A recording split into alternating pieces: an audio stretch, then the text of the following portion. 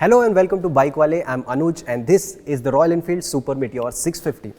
This is their newest and flagship offering which Vikrant rode on the divine roads of Rajasthan recently and came back pretty impressed. But as we know, Rajasthan has some of the smoothest roads in India, which means it's not the ideal testing ground to tell if a motorcycle will work in India. So here we are in Mumbai, a place which offers varying riding conditions to do the most comprehensive real-world review of the Super Meteor 650. Now the main agenda of this review is to answer all the questions that you people have been asking us in the first ride review, the video of the Super Meteor 650. So we will be talking about the low ground clearance of the bike, the curb weight and the handling, how comfortable it is for a pillion and a lot more. And somewhere in the video, we'll also do a top speed run of the motorcycle, so there's a lot coming your way. So let's start the most comprehensive real world review of the Super Meteor 650, shall we? One of the most frequently asked questions about the Super Meteor is whether its low ground clearance causes any hindrance in day-to-day riding. Now, typical of a cruiser, the ground clearance is pretty low at 135 mm, which is about 40 mm lower than the Interceptor 650 and the Continental GT. Now, people who live in cities which have deep potholes or tall speed bumps might be worried about this aspect, but I must tell you that over a period of a week that I've been using this motorcycle, not even once did it cause any issues while I was riding solo. Ride the bike over the tallest of speed breakers or through high amplitude undulations and the bike glides through without scraping its underbelly. However, when riding with a pillion, you have to be careful about the tall and sharp speed bumps as they tend to come in contact with the underbelly due to the added weight.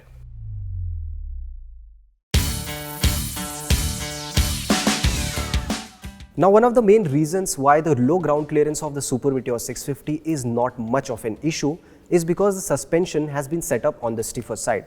Had the damping been too soft, the underbelly of the motorcycle would have slumped too low to touch the ground every now and then. However, that also means that the ride quality of the motorcycle over bad roads is pretty stiff, especially when you're riding it alone. If you don't slow down while going through sharp rumblers or deep potholes, your back is treated with a jolt which gets quite annoying after a while. One can feel even the tiniest surface changes like road joints or protruding manhole covers, and this holds true for almost any given speed. Fortunately, the added weight of a pillion makes the ride more forgiving and settled. The surface changes don't toss you as much as they do with a single person on the bike. Although the Super Meteor is not absolutely backbreaking, a little more give from the suspension would have made the bike easier to live with in a country like India.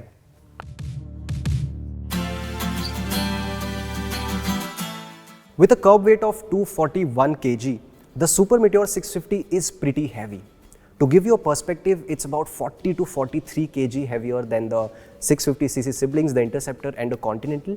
Well, because of that, if you plan to ride the motorcycle every day, this might cause small issues. Let's say if you are riding the motorcycle or pushing the motorcycle out of the parking lot, or if you are putting the motorcycle on the main stand, or if you are trudging along in stop and go traffic, the motorcycle might feel a little overwhelming. However, on the move, even at speeds as low as 100 kmph, the motorcycle feels pretty light on its feet. Its low center of gravity and good weight distribution makes it a decently agile handler despite its long wheelbase and heavy weight.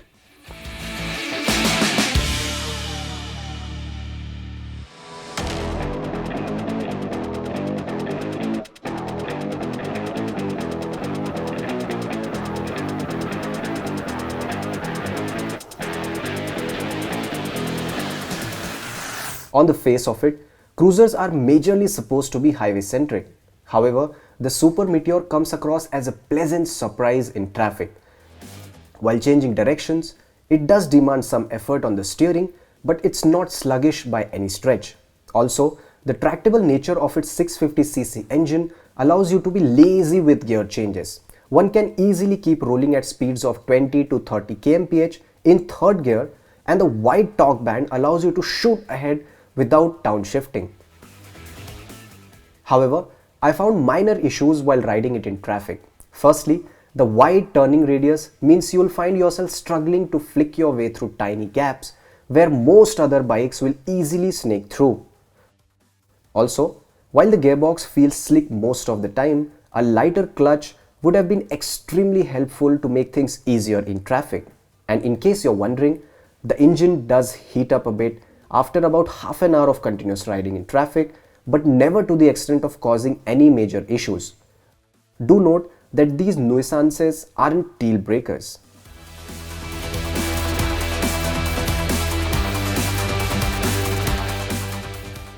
Out on the highway, the Super Meteor really comes into its element exactly how a cruiser should.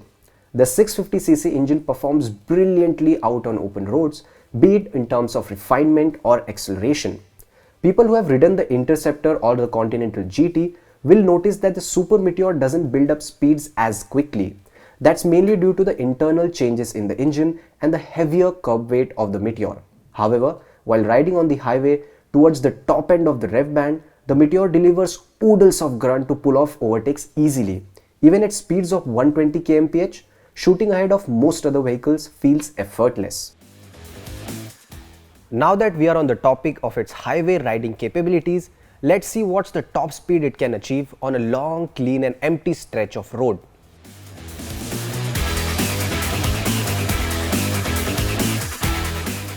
Although the max I could see on the speedometer was about 145 kmph, I'm sure it could go faster if the conditions permit. This is accompanied by an equally efficient braking hardware. I'll go as far as to say that this is by far the most efficient braking hardware I have experienced on any RE motorcycle until now. Now the front has tremendous bite, which brings this 241 kg behemoth to a halt in no time and with minimal effort on the lever. Even the rear is a bit progressive but delivers good amount of stopping power. Similarly, it feels absolutely stable in a straight line, while the ergonomics are supremely comfortable. You sit pretty relaxed with your arms and legs stretched out, and the touring seat is designed and cushioned well enough to keep you pampered for hours of riding. Lest we forget, even getting on board the bike is easy peasy. However, the Super Meteor doesn't fail to remind you of its firm suspension every time the highway offers some dips and crests. Even if the road surface is negligibly rough, the Meteor fails to feel settled. Moreover, with my height of 5 feet 11 inches, I found that the windscreen of this tourer variant channels a lot of wind directly towards the top of my helmet while blocking it from hitting lower down the body.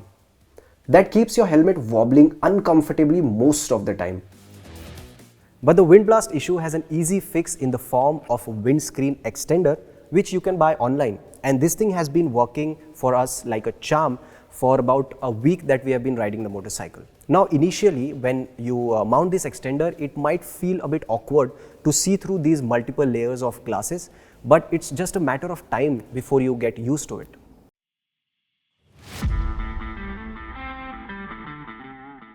Similar to the rider's seat, the pillion seat of the tourer variant is quite spacious and densely cushioned. Moreover, hopping on this seat isn't a task due to the low slung profile of the bike. And with this top-end variant incorporating a back seat, there isn't just support to the lower back of the pillion, but it also prevents the pillion from sliding back under aggressive acceleration.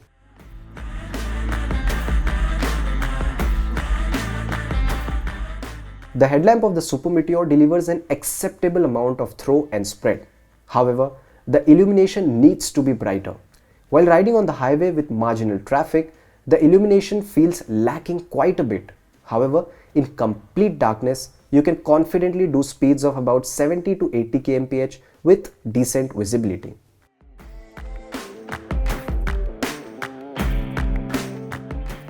Since this is a cruiser, you might think that it handles a bit sluggishly or lethargically, but believe me, the Super Meteor truly blew my mind around twisty ghat sections. Now that might sound a bit strange for a cruiser, but it is enjoyable. Well, not as agile as the Interceptor or Continental GT, for instance, but it tips into corners and holds its line with acceptable precision and stability. And it inspires so much confidence that you will start grounding the pegs in no time. So your weekend rides with your friends around your favorite ghat roads will be always delightful.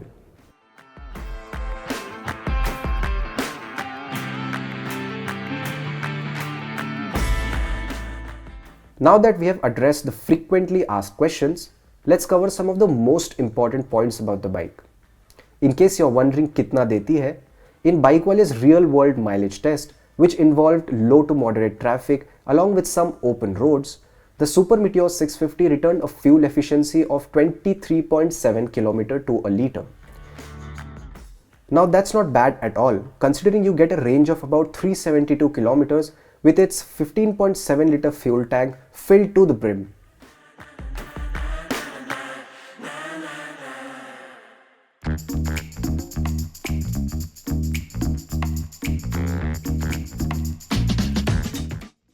As for the design of the motorcycle, we have already talked about it in our first ride review at length. And since it's a subjective matter, do let us know in the comments what you all think about its styling. As for me, it's quite a pleasing motorcycle aesthetically. It looks big while being proportionate, and it attracts a lot of attention on the road due to its great road presence. However, RE should have given at least one color option with a lot of chrome in its long palette of colors, all of which mostly get blacked out components as of now.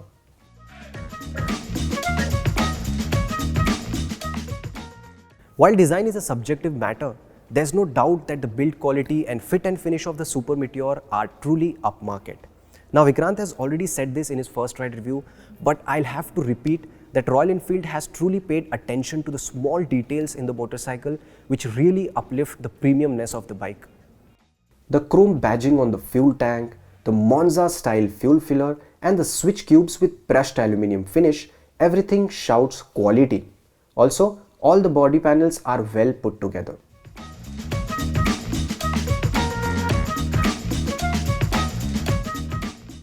On the feature front, the Super Meteor justifies its premium positioning with bits like a full LED headlamp, semi-digital console, tripper navigation as standard, an assist and slipper clutch, adjustable brake and clutch levers, and a USB charger. However, the USB charger is placed under the left side underseat cover, which makes you open it every time you want to charge your phone. This will be an hassle for those who will use it often. Also, the instrument cluster looks identical to the one available in the Meteor 350.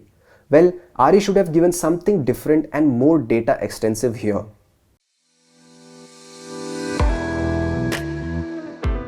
If you are out in the market for a multi-cylinder middleweight cruiser, the Super Meteor 650 is a tremendous value with prices starting from Rs 3.5 lakh ex-showroom. And Royal Enfield has got it bang on with the positioning of the motorcycle. Now let's see, if you want a small size cruiser, you can either go for the Bajaj Avenger 220, which is too old now, or the Meteor 350. But if you want a middleweight cruiser with an attractive pricing, the Super Meteor fits just right because its closest rivals, the Kawasaki Vulcan S and the Benelli 502C, are way more expensive. Now, once you have bought the Super Meteor, there are certain limitations you have to live with. The ride quality, for instance, is pretty stiff when riding alone. But when you add the weight of a pillion or panniers, it feels a bit settled. But when there is added weight, you also have to be mindful about the low ground clearance of the motorcycle. And then the heavy curb weight, well, I believe that's one aspect you might get used to over a period of time. Apart from that, the Super Meteor is pretty enticing, mainly in terms of engine refinement, performance, braking hardware, build quality, comfort, and also for a modern classic, it's pretty loaded with features. So if you're hell-bent on buying a cruiser with a price tag of 4.5 lakh on road, the Super Meteor is a great option if you're ready to live with the limitations. Now, in case you want to know how the Super Meteor fares against the Interceptor 650, you can watch our first ride review in which Vikrant has given his opinion about the comparison between these two bikes, because Vikrant has been riding the Interceptor for a long time now. But if you want a detailed comparison between these two motorcycles, stay tuned to BikeWale because there's some interesting content coming your way.